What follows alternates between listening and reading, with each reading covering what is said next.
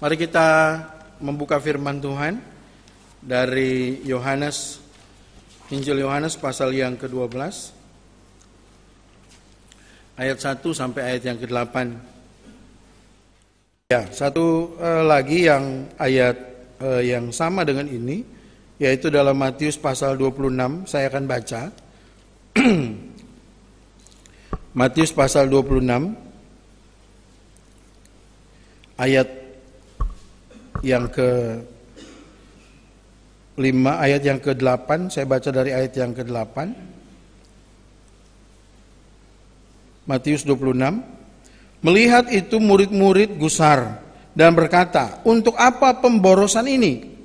Sebab minyak itu dapat dijual dengan mahal dan uangnya dapat diberikan kepada orang-orang miskin."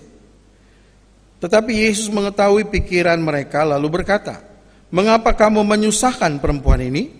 Sebab ia telah melakukan suatu perbuatan yang baik padaku." Ya. Juga dalam Markus pasal 14, tapi silakan kita boleh baca masing-masing. Nah, kita kembali ke Yohanes pasal 12 ini, Bapak Ibu yang dikasihi oleh Tuhan. Kita pagi ini berbicara tentang korupsi. Ya. Harusnya yang berbicara ini Pak Johan ya dari KPK. Tapi secara rohani kita melihat memang ini penting sekali, harus dikhotbahkan di dalam gereja, harus disampaikan. Pengertian korupsi, kita tahu korupsi itu berasal dari bahasa Latin corruptio, dari kata kerja corrumpere yang berarti busuk, rusak atau menyogok. Ya. Ada juga memutarbalikan, ada juga mengoyakkan, ada juga artinya. Dari sudut pandang hukum, tindak korupsi secara garis besar memenuhi beberapa unsur supaya kita nanti dapat pengertiannya. Unsur yang pertama, perbuatan melanggar hukum pasti. Yang kedua, yang kedua adalah penyalahgunaan wewenang. Ya, itu yang dimaksudkan dengan korupsi secara garis besar dari sudut pandang hukum. Lalu yang ketiga, memperkaya diri sendiri dengan uang yang bukan miliknya, seperti nats pembimbing kita dalam Habakuk pasal 2 ayat 6. Yang keempat, merugikan keuangan negara. Perbuatan melanggar hukum, penyalahgunaan wewenang, memperkaya diri sendiri, lalu merugikan keuangan negara. Jadi korupsi adalah penyelewengan atau penggelapan harta milik negara atau perusahaan. Ya. Korup berarti busuk, buruk, suka menilep barang atau sesuatu untuk kepentingan pribadi. Barang atau uang ya, atau sesuatu. Mengorup berarti menggelapkan harta, uang dan sebagainya yang adalah milik negara atau milik perusahaan untuk kepentingan pribadi. Ya, itu pengertian dari korupsi. Nah, sekarang kita lihat dalam Yohanes 12 ini, apakah tindakan Yudas sudah dapat dikatakan sebagai tindak korupsi? Ya. Kita lihat dalam ayat 4 sampai ayat yang ke-6. Coba kita lihat, perhatikan. Tetapi Yudas Iskariot, seorang dari murid-murid Yesus yang akan segera menyerahkan dia, berkata, ya, "Mengapa minyak narwastu ini tidak dijual 300 dinar dan uangnya diberikan kepada orang-orang miskin?" Hal itu dikatakannya bukan karena ia memperhatikan nasib orang-orang miskin, melainkan karena ia adalah seorang pencuri. Ia sering mengambil uang yang disimpan dalam kas yang dipegangnya. Kalau dalam terjemahan lain juga kas bersama. Yudas disebut pencuri. Lalu yang kedua, bagaimana dia mencuri? Caranya adalah dia mengambil uang dari kas bersama.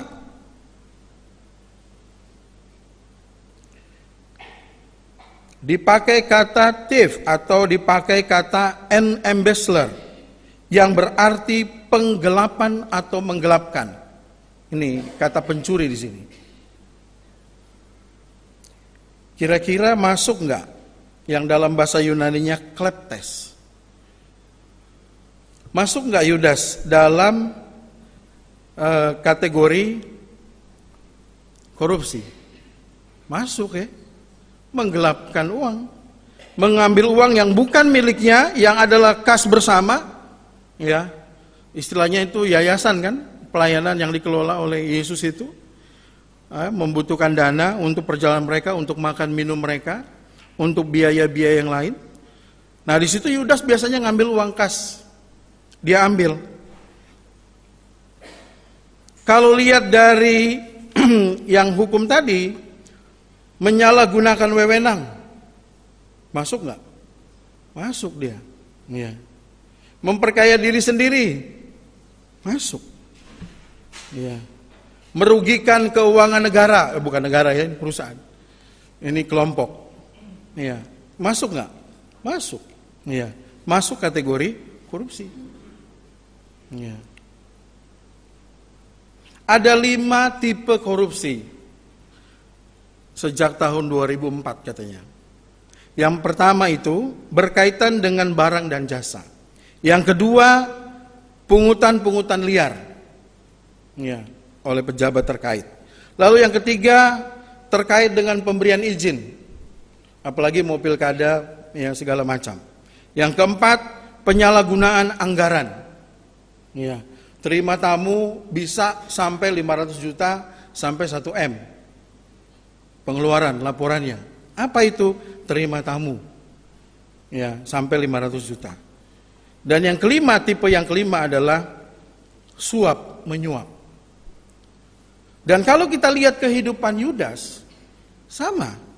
Kalau kita perhatikan misalnya Injil Yohanes, dia ketika dalam Yohanes pasal 12 ini, yang dibahas setelah kejadian ini di Betani ini adalah persepakatan untuk membunuh Yudas, ya kan, dalam Injil Yohanes. Tapi kalau saudara perhatikan dalam Injil Matius beda. Ya. Dalam Injil Matius pasal 26, setelah Yesus diurapi, maka secara sistematis teratur Matius menulis bukan lagi kesepakatan untuk membunuh Lazarus, tapi Yudas mengkhianati Yesus. Jadi ada perbedaan tulisan antara Matius, Markus. Matius sama Markus sama, ya. Bisa jadi karena sumber Injil tertua itu Markus, bisa jadi sumber itu berasal dari Markus, ya, yang ditulis oleh Yohanes. Tapi Yohanes dia membahas dulu yang lain. Jadi dia mengalihkan dulu pembaca kepada rencana kesepakatan membunuh Lazarus dan sebagainya.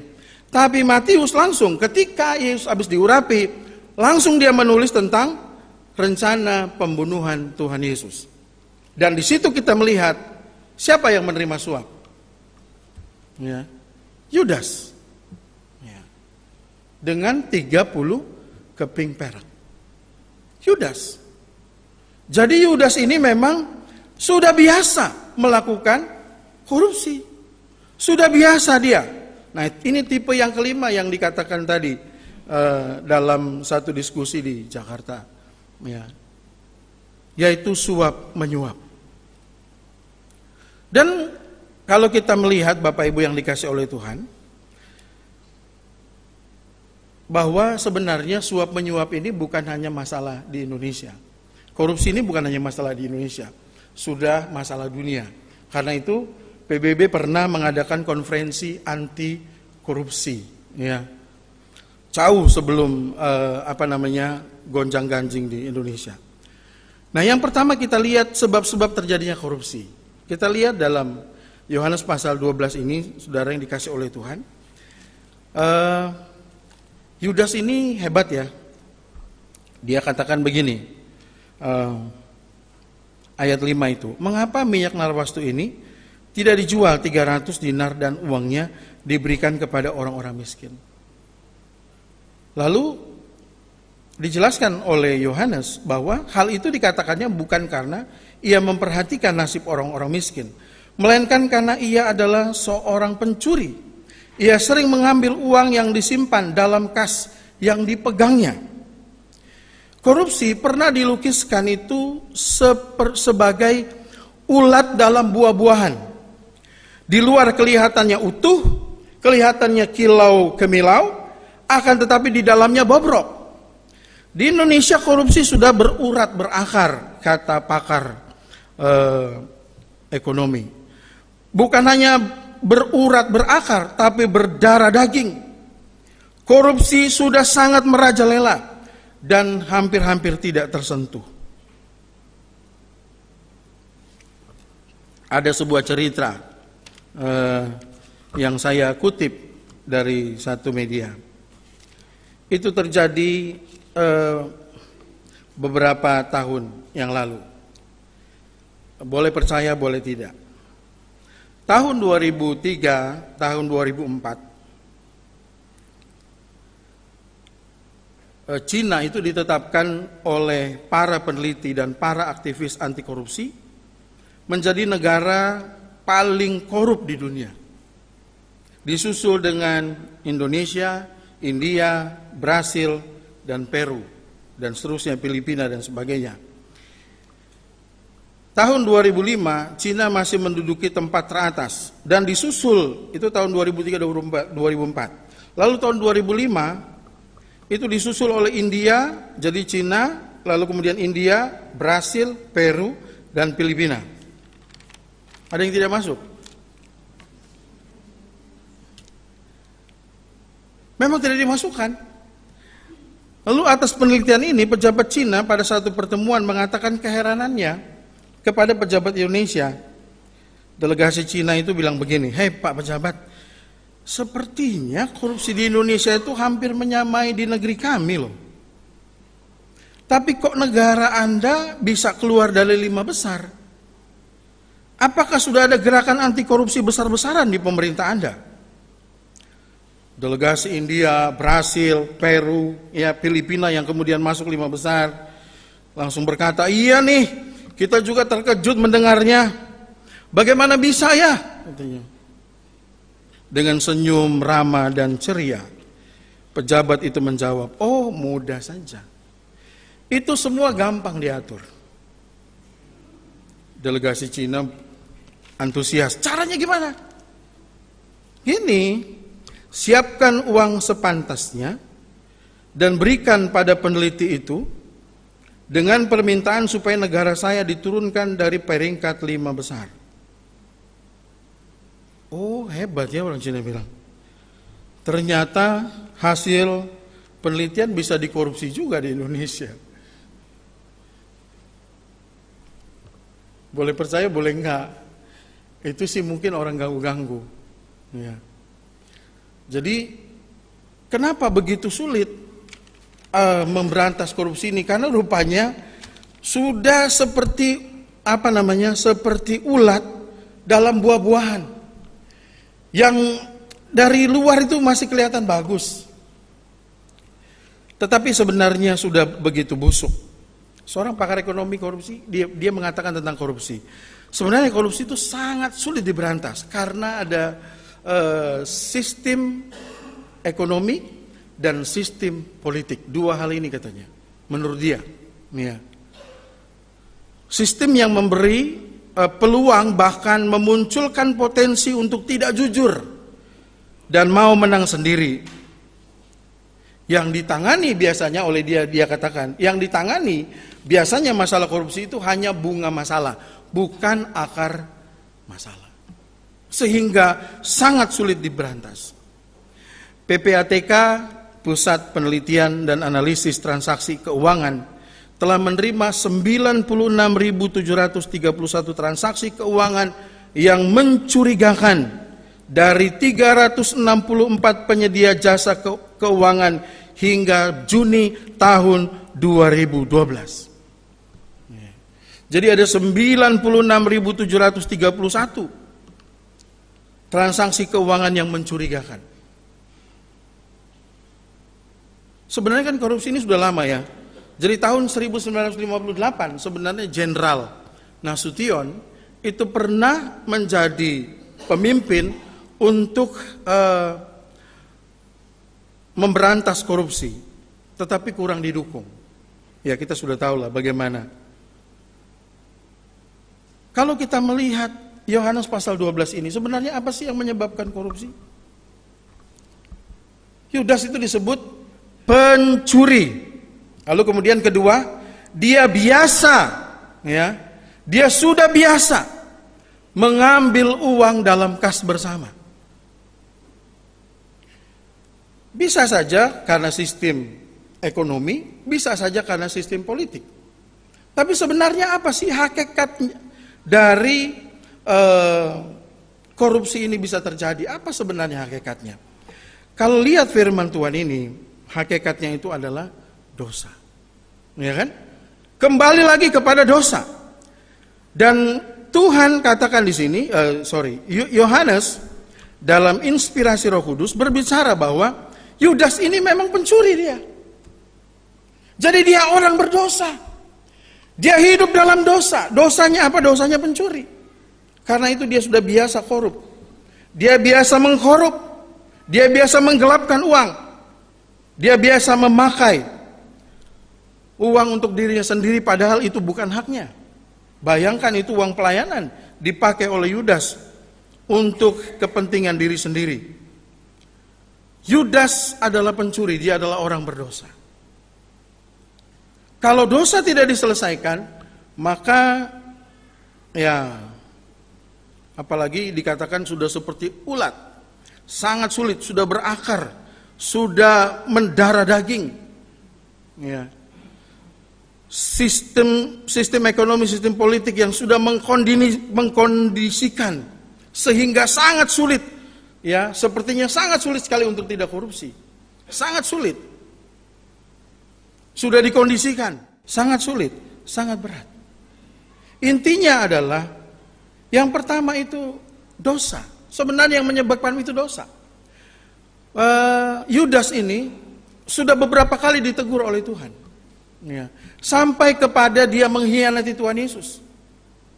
Berapa kali rupanya dia ditegur, rupanya sudah berapa kali dia diurus, tapi tidak mau bertobat, tidak mau bertobat. Dan kebiasaan dia adalah kebiasaan dosa.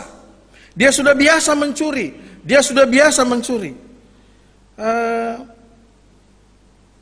Mungkin bukan hanya ketika dia menjadi murid Yesus. Ya. Kalau kita amat-amati bisa jadi dia sudah sebelum jadi murid Yesus. Karena tidak mungkinlah cuma 3 tahun lalu kemudian dia menjadi orang yang biasa mencuri. Penyebab pertama itu adalah dosa. Ya. Jadi kalau dosa ini diselesaikan, maka seorang bisa dibebaskan dari bukan hanya korupsi, tapi dari perbuatan-perbuatan lain juga yang melawan, melanggar firman Tuhan, perbuatan dosa yang menyakiti hati Tuhan. Yang kedua atau yang terakhir, bagaimana kita membangun hidup agar terhindar dari korupsi? Korupsi di Indonesia sudah berkembang dikatakan secara sistematis. Bagi sebagian orang besar, bagi sebagian orang, korupsi bukan lagi suatu pelanggaran hukum. Ya. Itu sepertinya sudah biasa. Ya. Mungkin kalau tidak korupsi malah dianggap lucu kali ya.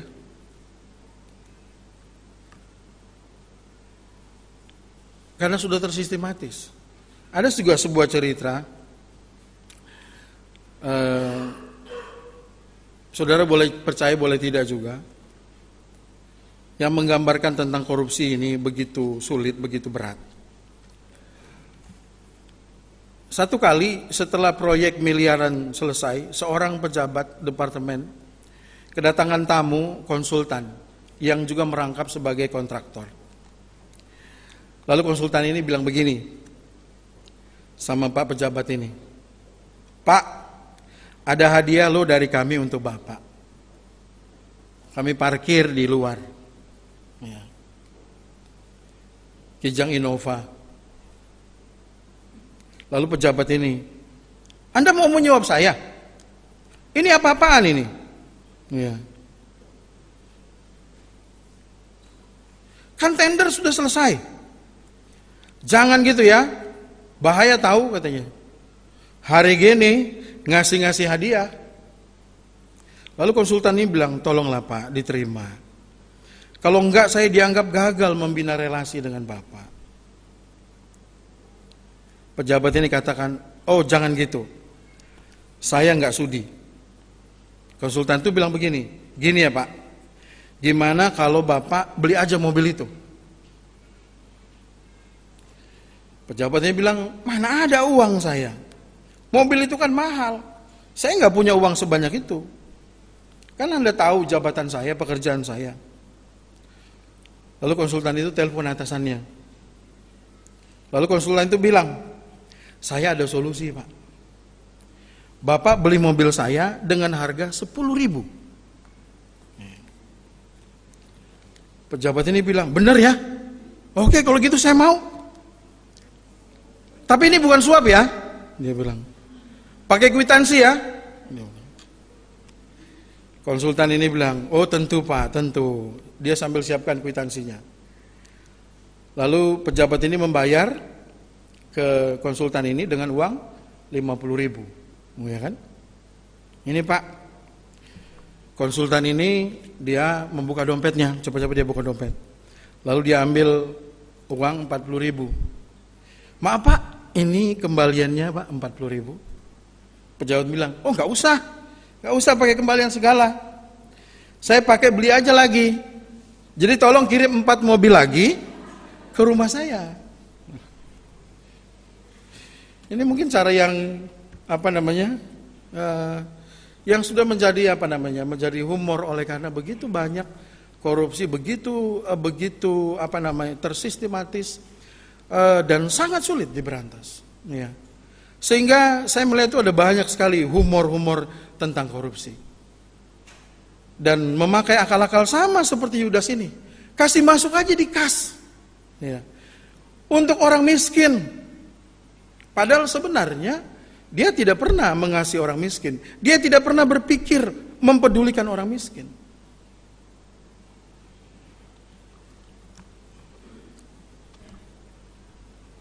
Pada waktu setelah KKR di Kalimantan Tengah, saya diundang besoknya oleh Kepala Dinas Pendidikan. Ya. Dia minta untuk berdoa di tempatnya dia. Dia bilang, Pak, anggaran untuk pendidikan di sini itu 20%. Tapi saya bilang sama semua bawahan saya, semua teman-teman, jangan pikirkan yang 20%.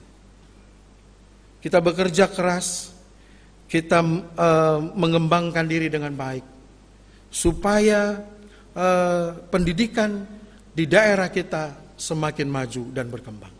Dan memang puji Tuhan, ada prestasi-prestasi yang dikasih lihat. Ya, misalnya matematika, untuk SMA mereka itu bisa peringkat masuk 3 besar, ya kan? Itu sudah luar biasa. Dan masih banyak lagi. PAUD dari sekian provinsi mereka masuk urutan yang 10 besar. Sudah bagus, ya. Dan saya coba-coba tanya agak ini, Pak enggak korupsi kan? Saya bilang gitu. Ya enggak lah Pak. Saya bilang enggak ketahuan. Bukan, memang enggak, kata dia. Ya. Bapak doakan supaya saya tidak korupsi. Ya Pak, saya tunggu ya. Jangan ada kabar dari sini nanti. Ya, kita doakan Bapak. Ya, orangnya sangat baik, orangnya rohani, orangnya takut Tuhan sungguh-sungguh. Ya. Nah, kalau sudah keadaan korupsi ini sudah tersistematis, terkondisi, sudah menjadi biasa dan lazim, dan mungkin bukan sesuatu yang aneh. Dan yang kalau kita lihat misalnya orang-orang yang korupsi itu dari pengusaha, anggota dewan, jaksa, hakim, polisi, mantan menteri, waduh ngeri sekali, iya kan? Duta besar, artis, ada semua. Ya kalau yang baru-baru ini kan ada yang tersandung masalah PON, ya kan? Ada yang mobil Harrier, ya, ada yang tersandung SIM, ada yang ya Pembangunan lah, daging sapi lah, kemudian dana bencana lah, money laundry. Banyak sekali. Ya, sangat mengerikan. Tapi kita terus berdoa supaya Tuhan menolong negara kita, supaya Tuhan menolong bangsa kita, sehingga mereka-mereka ini sungguh-sungguh bertobat dan dipulihkan oleh Tuhan negara kita ini, supaya negara kita ini bisa berkembang maju. Bagaimana caranya, saudara? Kalau yang pertama saya melihat teladan dari Yohanes pasal 12 ini, yang pertama adalah kita teladani hidup Maria. Ya. Memang kita tidak bisa mengubah negara ini sebelum kita mengubah gereja. Sebelum gereja benar-benar menjadi menjadi teladan, karena negara ini sudah kehilangan teladan. Gereja ini yang saya maksud bukan organisasi, bukan kelompok, tapi pribadi-pribadi anak Tuhan yang duduk dalam pemerintahan, yang duduk di perusahaan, dalam kedudukan-kedudukan yang baik, di mana saja, bahkan sampai di rumah, sampai keuangan keluarga pun, kita belajar untuk benar, untuk sungguh-sungguh hidup takut akan Tuhan. Ya. Hidup Maria ini luar biasa. Kita contoh Maria. Maria ini dikatakan dalam ayat yang ketiga, dikatakan begini, maka Maria mengambil setengah kati minyak narwastu. Setengah kati itu setengah liter. Ya, narwastu murni yang mahal harganya. Sudah mahal setengah liter lagi, ya. Lalu meminyaki kaki Yesus dan menyekanya dengan rambutnya, dan bau minyak semerbak seluruh rumah itu. Karena begitu banyak minyak itu, maka semerbak, ya, di rumah itu semerbak bau minyak narwastu. Saya melihat hidup Maria ini dari awal sampai dari ketika Lazarus diurus oleh Tuhan sampai dibangkitkan, sampai kemudian di sini, hidup Maria ini selalu dia persembahkan kepada Tuhan. Dia selalu buat yang terbaik, dia selalu persembahkan hidupnya yang terbaik untuk Tuhan. Dia memberi, tidak peduli mahal, tidak peduli banyak, dia berikan untuk Tuhan. Dia persembahkan untuk Tuhan. Dan ini kita belajar dari Rasul Paulus ketika berbicara dalam Roma pasal 12 ayat 1. Iya kan? Kita mempersembahkan bukan hanya harta kita kepada Tuhan, bukan hanya pikiran, bukan hanya tenaga kita, tapi seluruh hidup kita. Nah, kalau ini yang dipegang, prinsip ini yang dipegang oleh semua anak-anak Tuhan, termasuk yang duduk dalam pemerintahan atau duduk dalam kedudukan-kedudukan yang baik di perusahaan, ya, bahkan di keluarga, maka kita akan jauh dari praktek atau tindak korupsi. Maria orang yang sungguh-sungguh takut akan Tuhan. Dan kalau kita baca ayat 1, 6 hari sebelum Paskah. 6 hari sebelum Paskah, sebelum kematian Tuhan. Ini yang dibuat oleh Maria, yaitu meminyaki Yesus. Dan Yesus katakan, apa yang dibuat oleh Maria ini sebenarnya, dia ingin mengingat hari penguburanku. Ya. Artinya gini loh Bapak Ibu, Maria ini hidupnya selalu dituntun oleh Tuhan, sehingga tanpa dia sadari, apa yang dia lakukan itu adalah perbuatan yang baik, adalah perbuatan yang baik di hadapan Tuhan, adalah perbuatan yang teologis, karena dia mempersiapkan, mengingat akan penguburan Tuhan yang kurang lebih 6 hari lagi, itu dia lakukan. Ya. Dan Tuhan katakan dalam Matius pasal yang ke-26 atau Markus pasal 14, perbuatan Maria itu adalah perbuatan yang baik. Ya. Perbuatlah yang baik untuk Tuhan. Amin. Berbuatlah yang baik untuk Tuhan.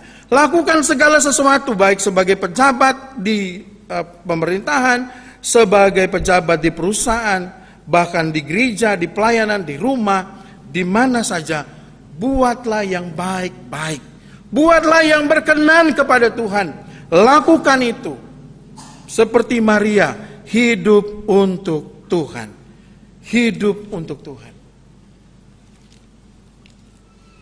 Yang kedua, bagaimana caranya? Renungkan firman Tuhan sungguh-sungguh setiap hari. Ya. Karena dari firman Tuhan banyak sekali Tuhan menentang praktek tindakan korupsi. Tuhan sangat menentang. Dan itu banyak sekali ditulis dari kitab Keluaran Ulangan, kemudian 1 Samuel, Amsal, Mazmur, Mikha, sampai tadi yang kita baca itu Habakuk pasal 2. Jadi dari perjanjian lama tentang Tuhan menentang semua bentuk korupsi, karena itu yang saya sebutkan tadi itu ayat-ayat tentang suap menyuap, itu menunjukkan bahwa Tuhan sangat menentang. Itu memenuhi seluruh kitab perjanjian lama. Ada firman-Nya, dan Tuhan sangat menentang. Jangan bilang gak ada firman-Nya. Ada firman Tuhan.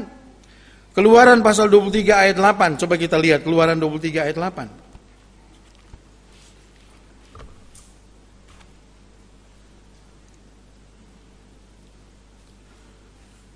Keluaran 23 ayat 8. Suap janganlah kau terima, sebab suap membuat buta mata orang-orang yang melihatnya, dan memutarbalikkan perkara orang-orang yang benar. Ya.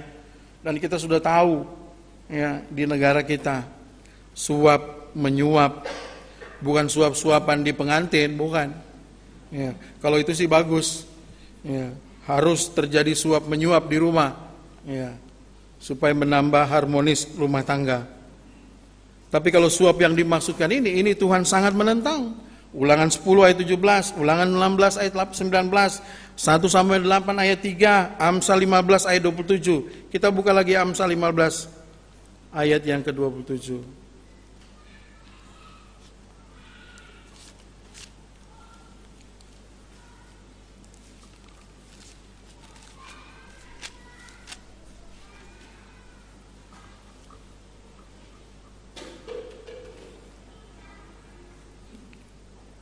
Kita baca bersama-sama 1, 2, 3. Siapa loba akan keuntungan gelap, mengacaukan rumah tangganya. Tetapi siapa membenci suap akan hidup. Luar biasa. Siapa yang benci korupsi, dialah yang akan hidup.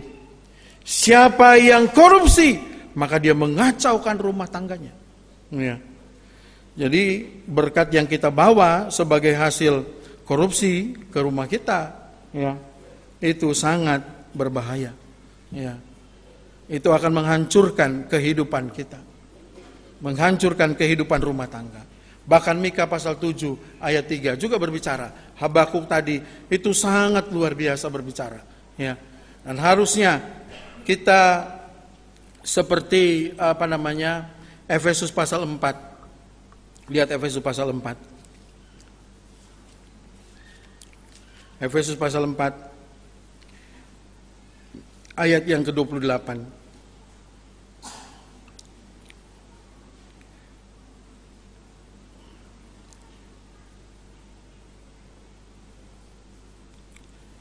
Kita baca lagi bersama-sama. 1, 2, 3. Orang yang mencuri, janganlah ia mencuri lagi. Tetapi baiklah ia bekerja keras dan melakukan pekerjaan yang baik dengan tangannya sendiri, supaya ia dapat mengbagikan sesuatu kepada orang yang berkekurangan. Jadi lawan korupsi itu adalah hidup yang berbagi, hidup yang memberi, ya, hidup yang berbagi untuk orang lain. Ini Tuhan bilang orang yang mencuri jangan mencuri lagi. Bagaimana supaya tidak mencuri lagi? Bagaimana supaya tidak korupsi? Prinsip hidup yang ketiga adalah bekerja keras.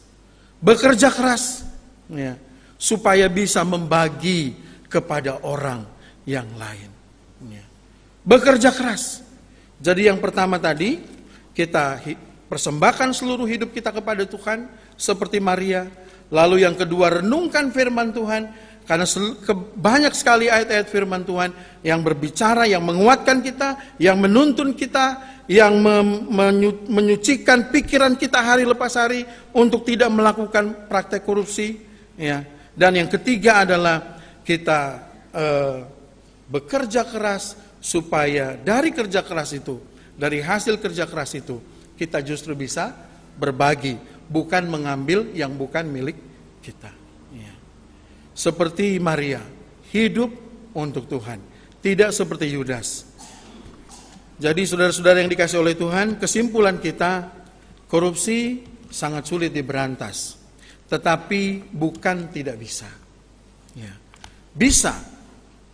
Harus dimulai dari mana? dari penyelesaian akan dosa. Kita harus kuat dalam penginjilan. Kita harus kuat dalam misi. Kita memberitakan Injil kepada setiap orang yang bertemu dengan kita. Karena hanya orang itu bertemu dengan Yesus, maka hidupnya akan diubah oleh Tuhan juga kalau dia korupsi. Yang kedua, jadilah teladan-teladan pribadi-pribadi yang benar-benar anti korupsi. Bukan hanya punya slogan, tetapi kita biasakan hidup untuk jujur, untuk benar. Dimulai dari mana? Dimulai dari diri sendiri, keluarga, gereja pelayanan, di mana kita berada dalam pekerjaan. Supaya melalui hidup kita, orang tidak tersandung, sebaliknya dia melihat, oh ini loh pribadi yang benar-benar tidak korupsi. Sekarang ini sulit sekali menemukan orang yang tidak korupsi. Tanda petik ya, maksudnya sangat sulit. Ya. Tapi kalau kita menjadi teladan, maka kita mampu mengubah paling tidak lingkungan yang ada di dekat kita, kan? Dan yang terakhir adalah kita berdoa supaya bangsa kita ditolong oleh Tuhan di dalam memberantas korupsi. Ya. Mereka katakan sebenarnya yang perwakilan dari Australia bilang sebenarnya korupsi di Indonesia itu bisa kok. Ya. Asalkan hakim, jaksa atau di pengadilan semuanya jujur-jujur. Ya. Nah, jadi masalahnya di mana? Ya, justru masalahnya kadang-kadang di situ, ya kan? Tetapi kalau kita hidup sungguh-sungguh takut Tuhan, memberi teladan dan mendoakan, saya yakin Tuhan pasti memulihkan bangsa kita dari korupsi. Amin.